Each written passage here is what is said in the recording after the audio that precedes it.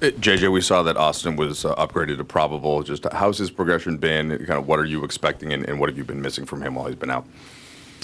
Yeah, I mean, the imaging we got, kind of relieved any fears we had. It just been more about him feeling comfortable and ready to play. So, yeah, hopefully he's good to go and he can be Austin.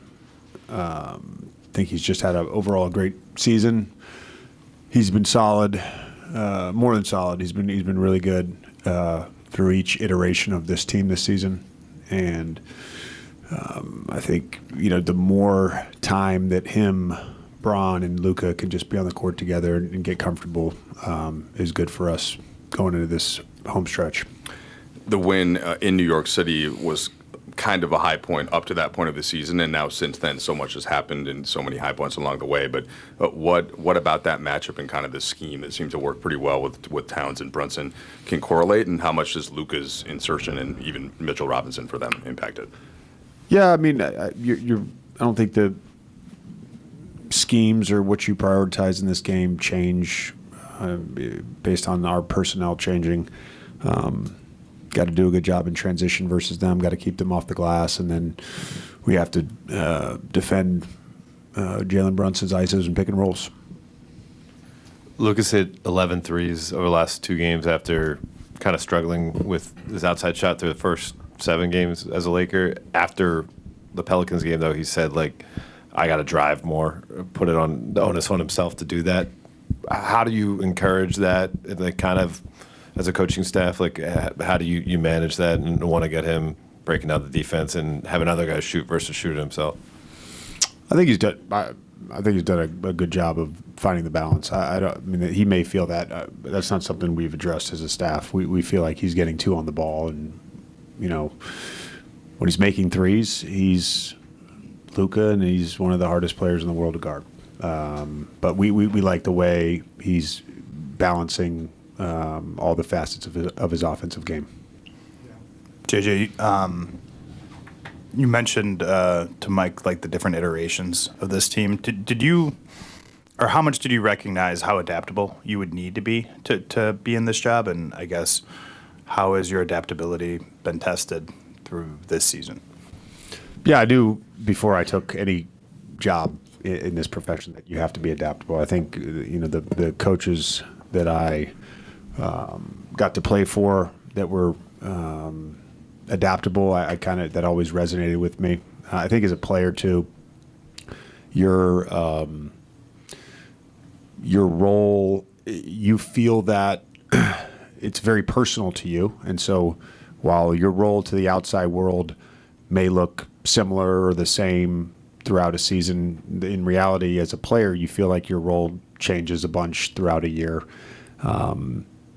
So I think it's just natural that you just would have that as a coach if you've played before, to be honest with you. And I don't think I anticipated the trading part of it at all. I think it was more about being open-minded to what the team needs and how we can be find success on both sides of the basketball. Is there a difference then between having a system and I guess having principles, like the hills you're willing to die on? I know early in the season we talked a ton about 3-point volume. Your roster wasn't conducive to it. You guys kind of moved off of it. But have you identified sort of the hills you wanted to die on? I guess. Yeah. A lot of death.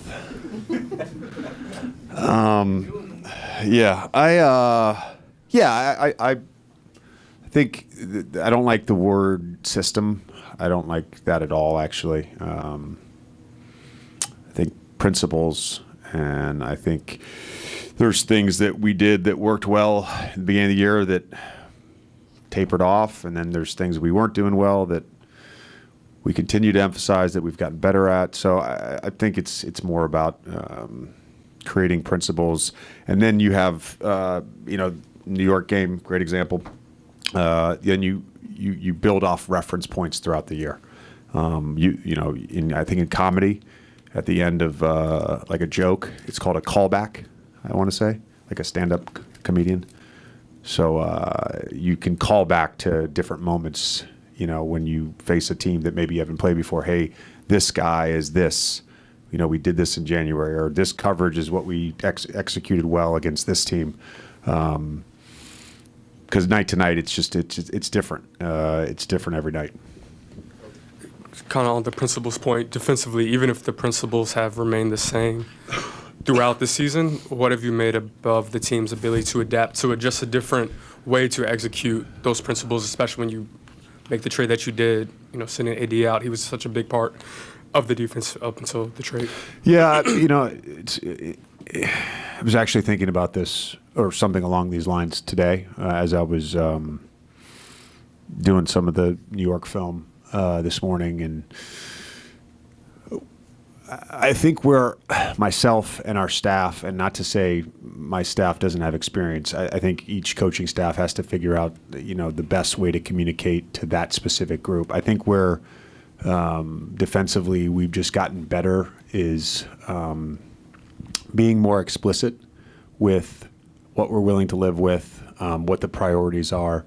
And it's not that those things weren't communicated, but we've essentially the staff has learned how to communicate to our team in a way that resonates on a nightly basis. And it was during that stretch of the Knicks game, but it happened prior. We'd started our stretch of really just building what we hoped our identity to be, and the identity that we think we have right now. Obviously, that identity can change. It does all the time in the NBA. But it was really about that, just the way we communicate versus what we were communicating. JJ, I heard a comparison today, you as a first-year coach as Sean McVay in his first year. Sean McVay always talks about when they win, it still doesn't mean that there's things where you got to grow. Is that in this, you guys were playing well before this 7-game winning streak. In this 7-game streak, where do you see you need to grow, if anywhere? First of all, comparison is the thief of joy. And I love Sean. He's actually someone that I talked to a bunch before I took this job. Unfortunately, we've both been busy and have not been able to connect. His season started, and then my season started. I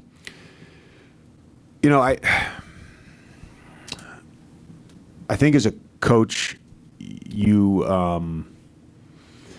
as a player during the season, I had a constant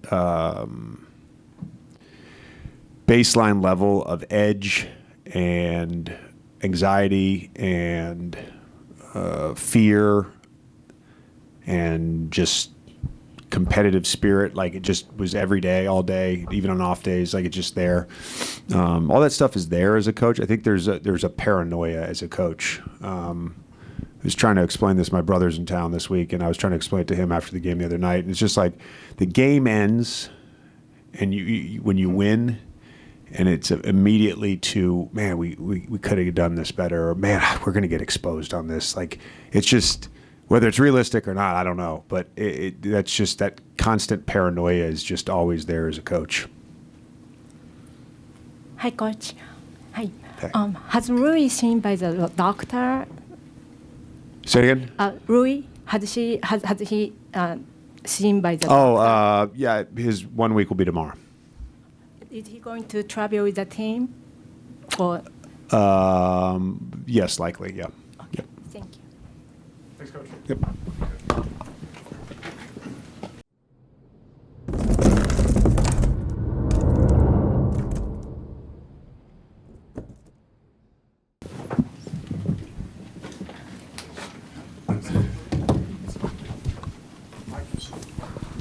JJ, I believe in the TNT interview during the game, you said something like, we just need to stay poised and we'll make a run down the stretch. What did you kind of anticipate coming, and where did you think that was going to come from?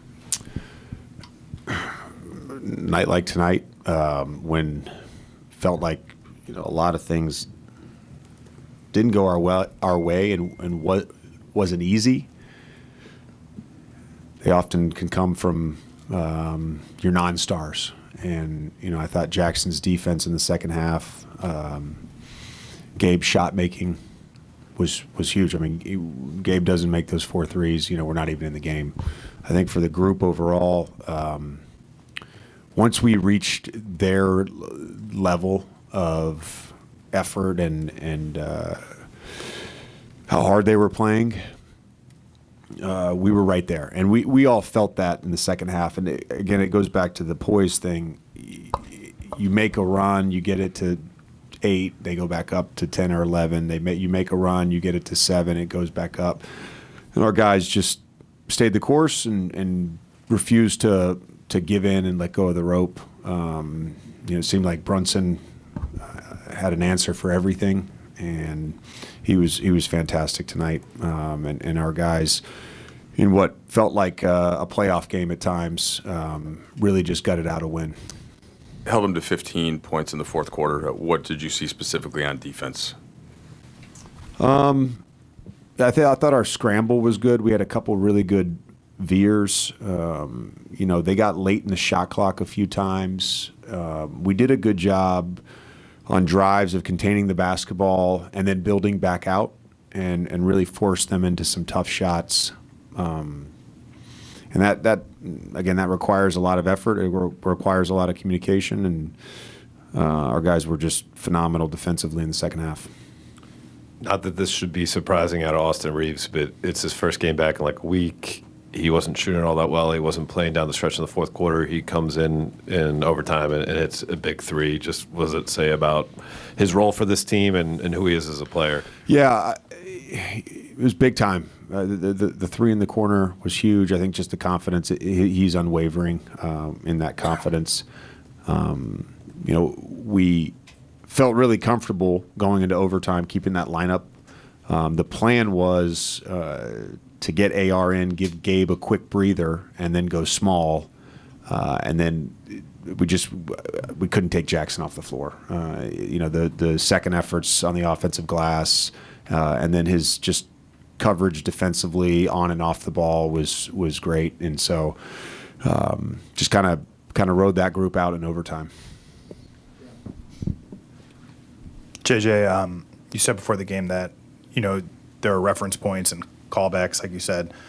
If you can imagine a few weeks down the road, what's the reference point from this game that you'll use with your group? Yeah, we had, I know this, it was funny because in the fourth, when it was like an 8-point game during a timeout, I like immediately, I think it was the start of the fourth, it was an 8-point game, and Dalton hits that big 3, momentum changing, and I felt like it was a callback to the Sacramento game, which I think was, I don't know, what was that, the second or third game of the season, where we were down double digits in the end of the third, and Dalton hits a 3 to get us going, and Braun kind of takes over, and we haven't had many of those games because frankly we've had the lead a lot lately, and I think it's a good reminder for our group going forward that we can win games like this where we're not at our best offensively, where we get off to a slow start defensively, that we have enough toughness and grit to get these games. Kind of building off of that, after the Minnesota win, Austin made a similar point that you guys have won games, even when you guys haven't been at your best. What does it say about a group and what they can potentially accomplish down the line when you're able to pull out wins like this and wins like you've had some during this win streak?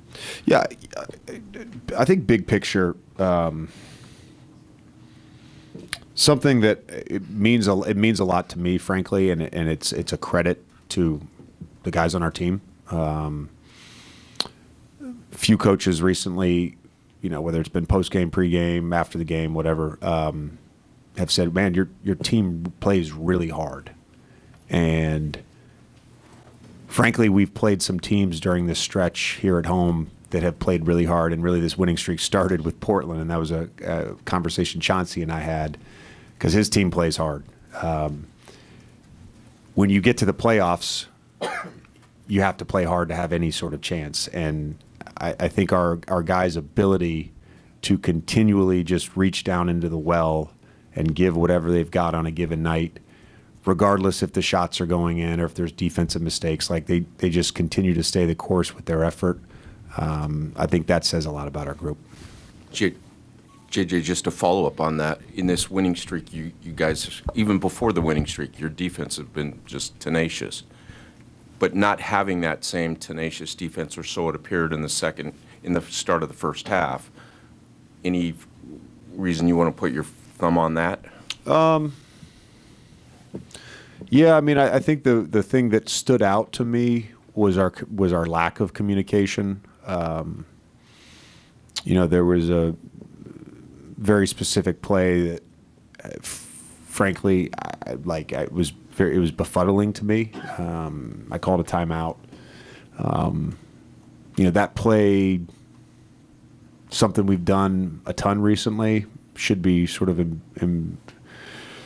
embanked in our collective memories and our cognitive load, and it also requires communication to do it, and I just didn't think that was there in the first half. And typically, when you talk as a player on the court, it energizes you and it allows you to connect with your teammates. It kind of lifts you up. I mean, I know as a player, there were two things that I did if I felt flat. I would talk more, and I would try to get hit in the face. And those were the two things. Couldn't always manufacture the second one, but sometimes, you take a charge or you get in a scuffle, whatever it may be. You just try to, shake the cobwebs a little bit. So we encourage the guys in timeouts and halftime to talk. Our group is awesome. Our guys they're amazing. They just continually respond to any adversity, to any challenge. So it's a great group to coach. Thanks, Coach.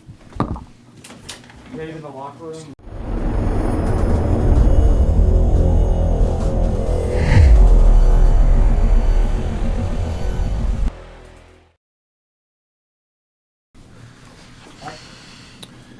Luka, the Knicks had been up around 10 for a lot of that second half, and I think with just over 6 minutes to go. What are the things that you really lock in on to try and make a comeback, get stops, and to close a gap like that? First, we'll be more physical. I think we're, how do you say, kind of sloppy, or how do you say, I don't know, in the first half. But in the fourth quarter, we were physical, we were getting stopped, and then we just play our basketball on the offensive end. And when you zoom out and think about the 8 straight wins, just this home stretch, what are your kind of takeaways as you think about moving forward with this team? I mean, it's great, but we got to approach next game with the same mentality and go game by game. I know we got a tough stretch, but we got to approach these games with the same mentality and trying to get a win. In an overtime win like this, it's hard to point to one moment. When you see role players, like even the way Dalton closed the third quarter, the threes by Gabe, the free throws by Jackson Hayes, how much does the team enjoy a win like that, even more so knowing that so many people contributed? A lot. I think Gabe won us the game with those, three threes in the fourth quarter, and that was huge for us. And that's how we got the energy up. That's how we got the crowd in. And I think he won us the game there. Luka, you've been a Laker for 14 games since the trade. I don't know if it feels longer or shorter than that, but curious what you've learned about this team in that time. Just the chemistry. I think everybody gets along. That's really important. We're well connected. Obviously, there's room for improvement, but I think we're well connected. So I'm excited to be a part of this team. On a night like tonight, when you guys are down 10 in the fourth quarter, is that where that chemistry and connection, is that when it really shows? Yeah, even more. If you win that kind of games, come back, that kind of games, especially at home, get the crowd in it. You build kind of more chemistry, and those games are real sweet to win. It was after the Minnesota win that Austin mentioned that it was encouraging that you guys could win games even when you weren't playing necessarily your best games. I feel like that's a fair way to describe tonight after some of the early shot making or lack thereof. For the bigger picture for this group, what do wins like this mean, and what does it say about the group and what you guys can accomplish for your bigger picture goals? It means a lot.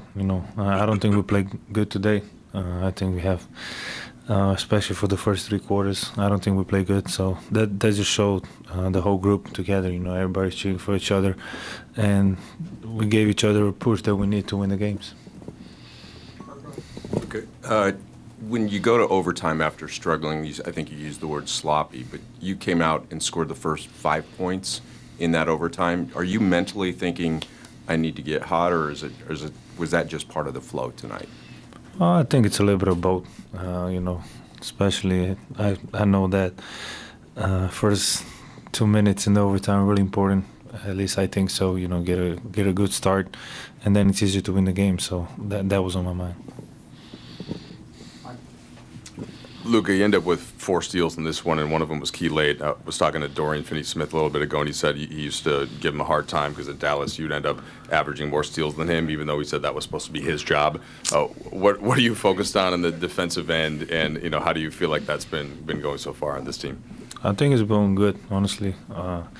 Trying to lock in on defensive end, that help us. And like I said about this team, everybody got each other's back on the defensive end, and that's how we play. And I don't know, whatever I've been here, I think we've been great on defensive, and that helps us win the games. Luka, incluso cuando las cosas no les estaban saliendo de la mejor manera en los primeros 3 cuartos, la manera en que el equipo no dejó de luchar, ¿qué demuestra de qué está hecho este grupo? Sí, demuestra mucho porque creo que no hemos jugado bien, sobre todo en los primeros 3 cuartos, así que significa mucho para nosotros de saber que podemos ganar partidos así, aún jugando tan mal.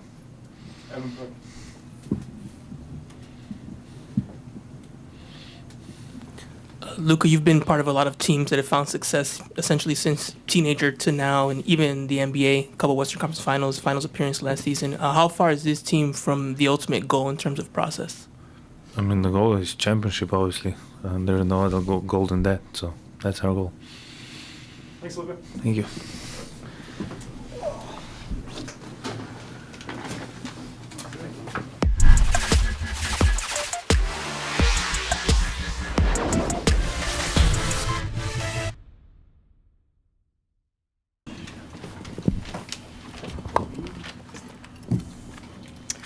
We were talking in the locker room, and you said that you pointed to your, I think it was 2 for 13, but you had the key 3 in the overtime, corner 3. Just what led to that? I guess what helps you have that confidence, that moment to take that shot, even when you're having the game offensive shooting night that you're having? I got to make one at some point. I shoot too many shots, outside of games that y'all see to miss that many shots. It was a pretty miserable performance on my part, but happy to get a win. You mentioned after the Minnesota game last week that it's encouraging that you guys can win games the ways you guys have, even if you're not having the best offensive game or best performance. Bigger picture, when you guys have those kind of wins, what does it say about the group for what you guys want to accomplish in the long term of the season? Yeah, I think it's special. Me and Vando was just talking about, we probably shouldn't have won that game. We didn't, I played miserably. Luka and Bron obviously carried a big, weight for us tonight. But it was, I think, midway through the 4th, I think I looked up and we were down 6. And it was like an encouraging, we're down 6. Like it felt like we were down 15. And at that point, I was like, we have a real chance of winning this game. And then our composure and attention to detail. And I mean, Gabe made some huge shots. Brian made a 3 at the top of the key. And then, Luka did what he did to start overtime. So, we got a lot of guys that can win us games. And, it's special to not play, the way you want to and still, come out with wins. Austin, obviously you didn't hit many shots tonight, but do you look like you were moving physically well? Can you take us through the week and when you first felt the soreness in the Clipper game, and then kind of what you've been doing to get to the point where you're ready to go today? Yeah, just treatment around the clock. I don't know, it was a couple, 3 or 4 minutes into the Clipper game that I didn't feel comfortable. and went to the back and met with the staff, and we thought it was best to sit the rest of that game and then get images, and all the images come back good, which was a sigh of relief. And then it was just trying to figure out what the steps were to get back on the court. I jokingly said the other day that I thought I'd look good and that over there in all black as a coach, but that's not that much fun to me. So I just wanted to get back out there and hoop, and tonight I didn't even really hoop. I was just out there. You did in overtime. When you were out, right? You haven't been out much the last couple of years. Like, what did you notice about your teammates? Is there anything that you kind of picked up on and that made you think about where this team can go? Yeah, I just realized we're a good team. I spoke about it a little bit just now, and then after the Minnesota game, there's been situations here recently where we haven't played great basketball, or we haven't played to the standard that we want to, and we continue to win games. And when you have a group that at the end of the day all that matters is the win, it's special. So I feel like we can go out there and compete against everybody. Obviously Bron and Luka are two of the best players in the league, and then we got a lot of guys around that love to play the game of basketball and love to play the game the right way and do their job at a high level. What's up, Austin? Well, glad to have you back, obviously. But, speaking of the corner three, want to really talk about Jackson. He made that short roll, and then he found you on the pass to the corner three. What have you seen from him also making that pass? Because he had a turnover like maybe 2 or 3 possessions before that, but stuck with it, found you to the corner three. What have you seen from his growth, his development, from his start here all the way down? Yeah, he's been amazing. He's just a good dude to be around. Always having a good time. Never mad. He's always, like I said, in a good mood, and enjoys playing basketball. And since Luka's got here, Luka's helped him in the lob threat, being a lob threat. But it's not even just that. It's the way he's protecting our rim. He had 6 fouls tonight, but all of them were very close to the last one with OG. He was very close to having a really good verticality, and those lead to a lot of misses. And so he's been a big part of why our defense has been really good. And then the pass, I've seen him make that pass a couple times. And, I really thought he was about to just get off that left foot and get on the rim, because obviously we've all seen that. But, I don't know if I'd have passed it to me in that situation with the game I was having. So I appreciate you, Jags. Austin, this is 8 straight. Welcome back, first off. But this is 8 straight wins for you guys. And Coach JJ talked about the grittiness and the toughness of this team. What have you just seen as how Luka has kind of adapted to what you guys are doing, and also kind of set the tone in his own way as well? What's that kind of balance been like for you all? Yeah, I mean, the one thing that I think everybody knows about Luka is he's a killer. Like, he's, at the end of the day, he wants to go win. And I've been able to watch him for a long time in this league, and that was one thing that I was really excited about. Teaming up with him was, at all costs, he wants to go out there and win. So when you put a guy like that on your team, and obviously everybody knows how skilled he is, and the way he makes the game easy for everybody else, it's very good to have on your team. So I feel like he's fit in perfectly fine. So very happy to have him, and can't wait to continue to grow, because like I said, I feel like we haven't really there's been a couple games where we've played really well, but a lot of these wins, like you said, they've been gritty, and we've had to find a way to win down the stretch. Can't wait to put all of it together and see what that looks like. Thank you. Good evening, ladies and gentlemen, and welcome to Crypto.com for Infanity TV and the Laker Rapper Report. I'm VJ Vernon Husky, the Big Vanilla Funny, the Big Vanilla Sports Talk Poppy. Lakers get a big-time home win on their home court tonight against the visiting New York Knickerbockers, 113 to 109. This game had everything mixed in that you'd want in a big star basketball game, not just big stars on the court. I'm talking Spike Lee. I'm talking Stephen A. Smith. I'm talking Floyd Mayweather Jr. The superstars are out tonight on and off the court. So let's get to the superstars tonight on the court. First of all, game tonight by Luka Doncic. Luka started out hot coming out in the game, starting out 4 for 6 from the field with 6 boards and 4 assists with a plus 20 and a plus minus rating tonight to get things started for the Los Angeles Lakers. And of course, LeBron did his things, finishing up with 31 points and 12 rebounds. Just some ins and outs about this basketball game, though. Some of my keys to the game leading in tonight was going to be rebounding. And you guys have been watching me here on Infanity TV on the Laker postgame report. I've been talking about the Lakers rebounding, and I said tonight, whoever won this rebound battle tonight would win this basketball game. The Lakers won the rebound battle 49 to 46, as they did the last time I was here with you guys against the Clippers. They won it that night 42 to 39. Jackson Hayes, LeBron James, Luka Doncic getting on the board. Dorian Finney-Smith getting on the boards tonight. Austin Reeves also a big return tonight. They thought that calf strain was going to be day-to-day and was going to be some type of extended missed time.